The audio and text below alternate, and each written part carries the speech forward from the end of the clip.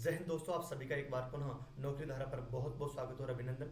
मैं उम्मीद करता हूँ आप सब लोग बहुत अच्छे होंगे और आप सब लोगों के कॉलेज व्याख्याता की तैयारी बहुत ही शानदार, जबरदस्त और बहुत अच्छी चल रही होगी। और दोस्तों, जिनके भी 17 मार्च 2024 को राजस्थान कॉलेज व्याख्याता के जो एग्जाम शुरू हो रहे हैं, जिनका भी दोस्तों 17 मार्च को एग्जाम है, उनके प्रवेश पत्र आज दोस्तों 13 मार्च हो चुकी है। या तो दोस्तों आज 13 मार्च के शाम को एडमिट कार्ड आने शुरू हो जाएगी, या 14 मार्च को सुबह 10 बजे जैसे ही कार्यालय खुलता है तब से दोस्तों आपकी एडमिट कार्ड आने शुरू हो जाएंगे। और 14 मार्च के शाम को लगभग 5 और 6 बजे तक आप सबके प्रवेश पत्र दोस्तों जारी हो जाएंगे। और कुछ स्टूडेंट शेष रह जाते हैं तो उनकी जो एडमिट कार्ड है, हो सकता है कोई 12-13 घंटे के बाद में आपका जो एडमिट कार्ड है वो अपने आप आपको दिखना शुरू हो जाएगा। और स्वाभाविक सी बात है कि आपका जो आपने जो नंबर दिया था उस नंबर पर भी आपके एडमिट कार्ड आने शुरू हो जाएंगे। उन पर भी आपके मैसेज आ जाएंगे कि आपका प्रवेश पत्र है जो आ गया है।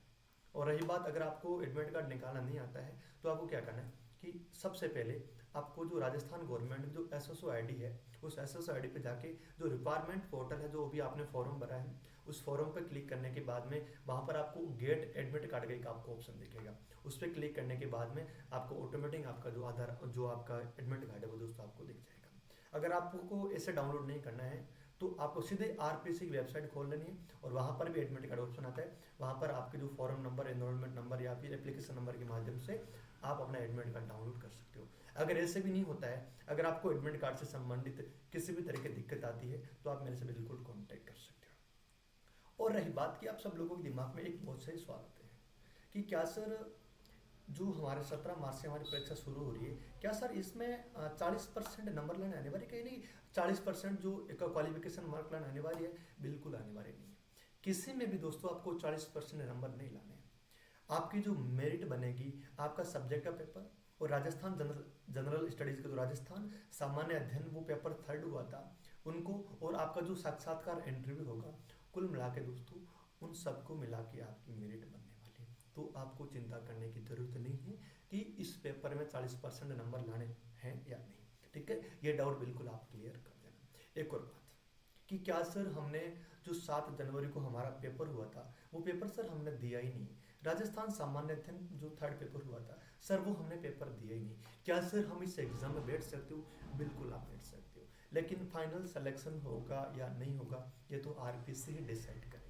लेकिन एग्जाम में जरूर बैठ सकते हो। और पहले यह ऐसा कहीं पर भी ऑफिशियल वेबसाइट में नहीं लिखा था कि अगर आप इस एग्जाम में नहीं बैठोगे तो आपका एडमिट कार्ड नहीं आएगा।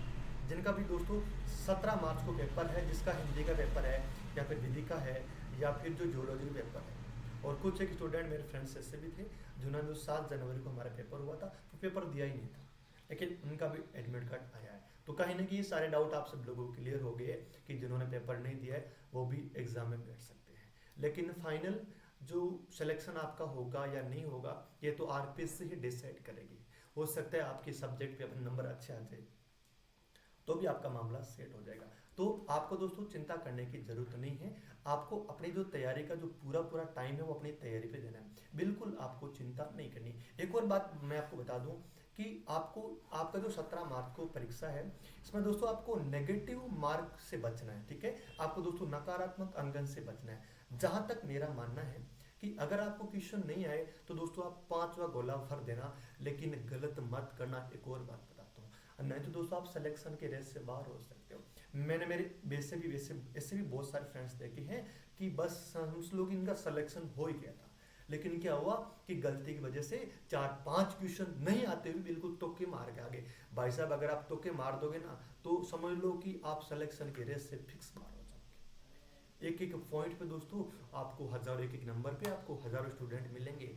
तो अगर उनसे आपको आगे निकलना है तो एक ही रास्ता है कि जो क्वेश्चन आए वही कर देना, अगर नहीं आए तो 5वां गोला कर देना। लेकिन नेगेटिव मार्किंग मत करना भाई साहब, की एक गलती आपकी आपकी जिंदगी बर्बाद कर सकती है, आपकी एक गलती आपकी लाइफ बर्बाद कर सकती है। इसलिए आपको नकारात्मक अंकन से बचना है। आप सब लोग अच्छे से तैयारी कीजिए। अगर जिनका भी अप्रैल में एग्जाम, किसी का मई में एग्जाम है और किसी का दोस्तों जून में एग्जाम है, अभी बहुत ही अच्छी तैयारी आपको करनी है। अभी बहुत आपके पास समय है, इस समय का आप दोस्तों आप अच्छे से सदुपयोग कीजिए।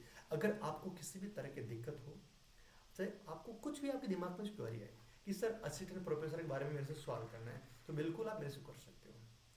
और अगर आपको एडमिट कार्ड से संबंधित किसी भी तरह की दिक्कत आती है तो बिल्कुल आप मेरे से कॉन्टेक्ट कर सकते हो। और और रही बात कि राजस्थान में, चाहे आप उदयपुर हो, चाहे जोधपुर हो, चाहे बीकानेर हो, चाहे भरतपुर हो, अजमेर हो, कहीं पर भी हो, अगर आपका एग्जाम सेंटर आ जाए, अगर आपको किसी भी तरह की क्वारी पूछने की सर वो एग्जाम सेंटर कितना दूर है, अगर आप उदयपुर के अंदर पर्टिकुलर में बात करूँ उदयपुर की, अगर आपके दोस्तों उदयपुर में कहीं पर भी रहने की अगर आपकी व्यवस्था नहीं हो सकता आपको नाइट को कुछ लेट भी हो जाए, तो बिल्कुल आप मेरे से कॉन्टैक्ट कर सकते हो। मैं आपके लिए पूरी हेल्प करने का है जो प्रयास करूंगा। बहुत बहुत धन्यवाद। कुछ भी दिक्कत हो तो बिल्कुल आप मेरे से कॉन्टैक्ट कर सकते हो। धन्यवाद।